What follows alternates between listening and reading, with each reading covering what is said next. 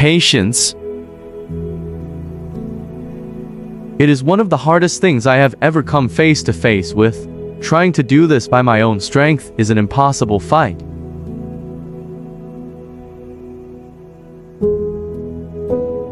I fail having patience on a day-to-day basis, not just with other people but with myself and God as well. The flesh is constantly impatient and ready to jump on any fight it can.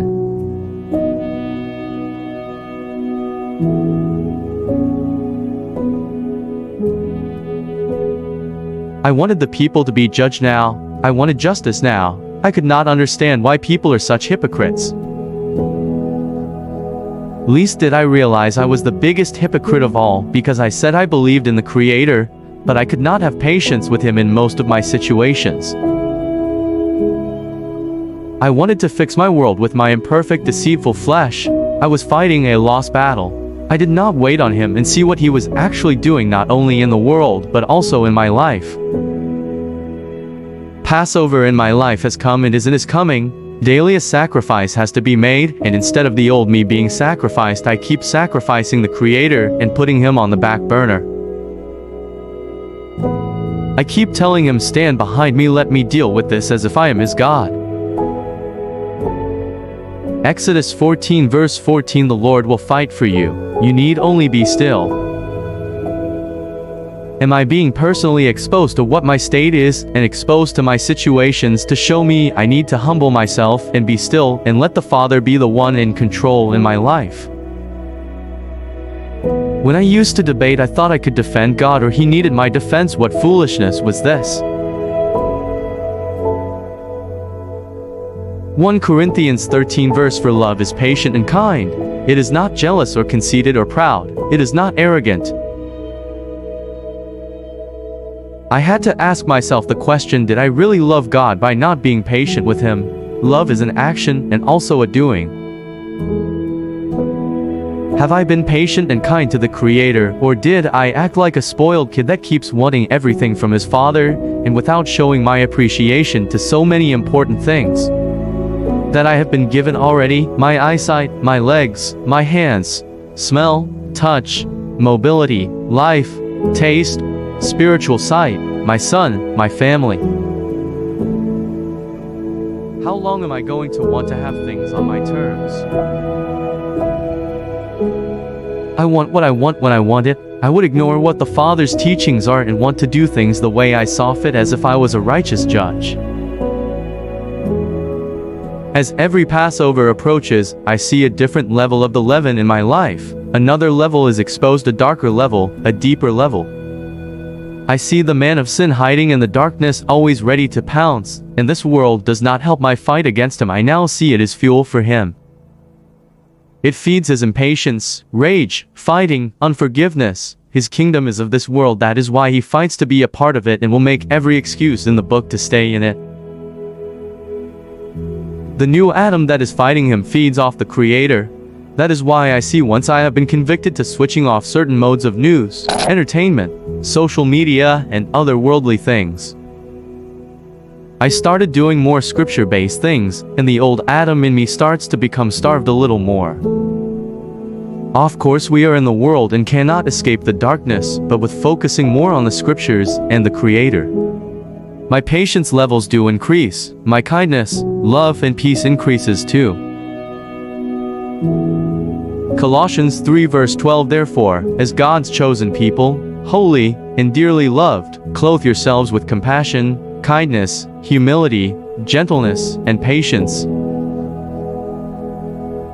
There is a reason the scriptures also focuses on prayer and fasting, because this is a spiritual food and connection to the Creator. It strengthens our spirit man in a fleshy, deceitful world. Philippians 4:2-6, do not be anxious about anything, but in everything by prayer and supplication with thanksgiving let your requests be made known to God. I think back to the stories of how Abraham had to wait upon the Creator, or how Moses and the Israelites had to wait upon the Creator for their freedom of enslavement, for their protection, for their food, and still they roamed 40 years in the wilderness. Am I in the wilderness right now to humble myself and look to Him for everything I need?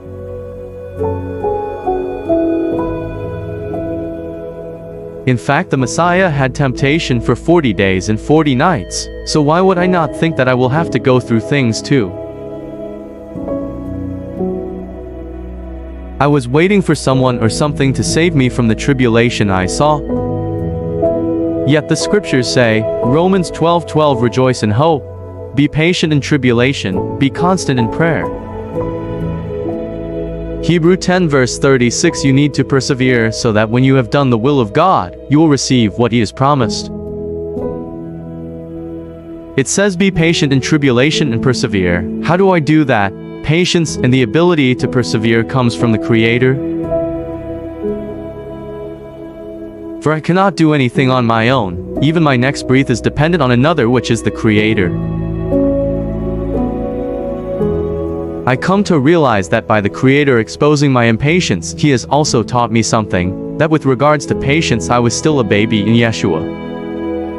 I looked at my son Noah and saw when he is hungry, he cries, and will not wait even 1 minute to allow me to prepare everything before he can start to drink his milk. When he is tired he would cry and would not wait even 1 minute to put on his wrap.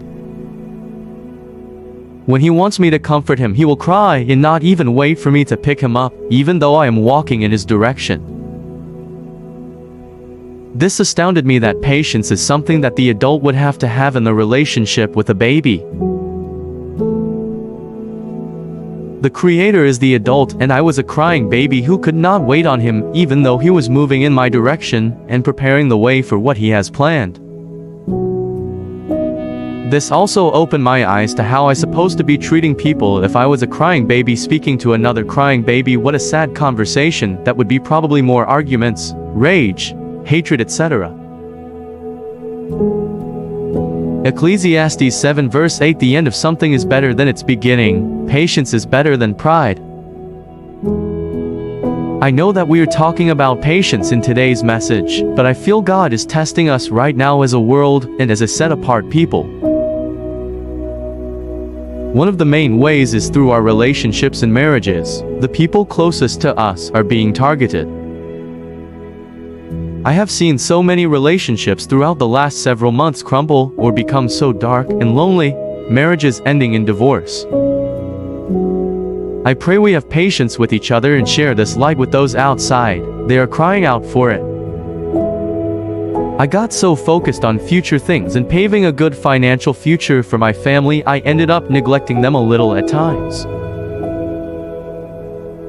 I wanted to focus on providing for my wife and child for the future, but got so sucked into it that I forgot that they also needed me right now.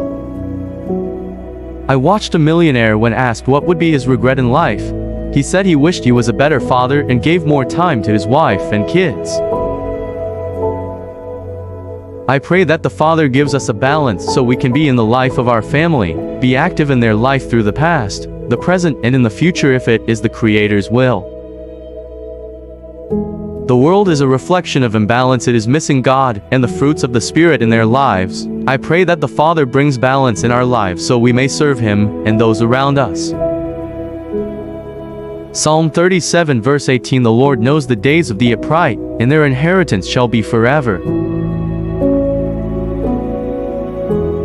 I pray the Father gives us patience and balance with our families, friends, strangers, enemies, and most important, God.